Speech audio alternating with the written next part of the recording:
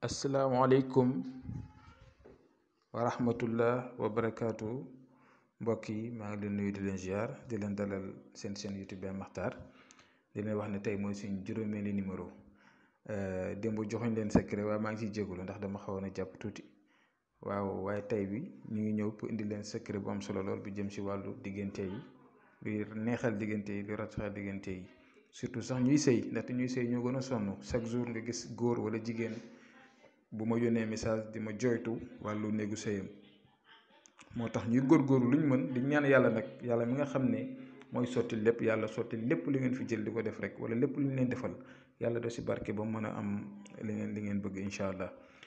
comme li ngeen gis ni keroog maa leen ko doon présenté muy wàllu seet bi ñi nga xam ne parfois dañuy bëgg a seetlu seen ay mbir numéro baa ngi noonu ci suuf ñi nga xam ne ñu ngi bëgg a seetlu muy 70 409 67 67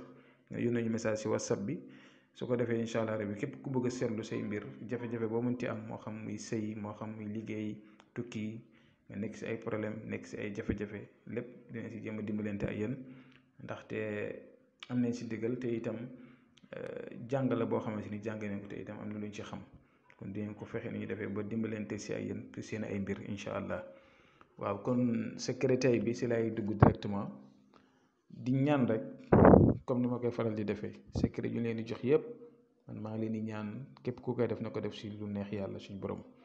ndaxte coono yi may daj yëpp di leen jox ay secret du dara lu dul rek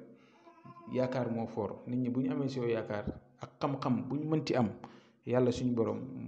moo ñu ko jox kon nag moom itam mooy mottali lépp moo koy mottali ñu ngi ñaan yàlla mottali lépp lu fi waay di jël di ko def wala ñun ñu defal ko nit bu ànd ak dogalu suñu borom. te du nekkul dara luy lor nit yéen yàlla def ko mu sotti incha allah kon ñu ngi leen di ñaanal loolu di leen wax ne ñaan moom yàlla rek moo koy nangu amul kenn kuy taxaw di la waatal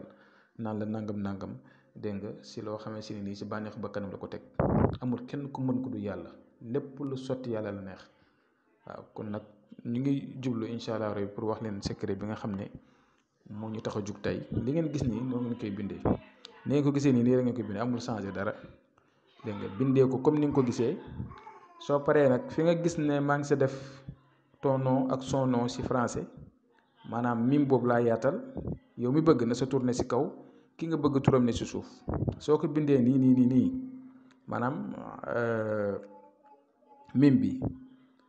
mim bi si ngay dugal yow sa tur ne si kaw turu ki nga bëgg ne si suuf nga tëj mim bi soo paree nga jël téere bi lem ko.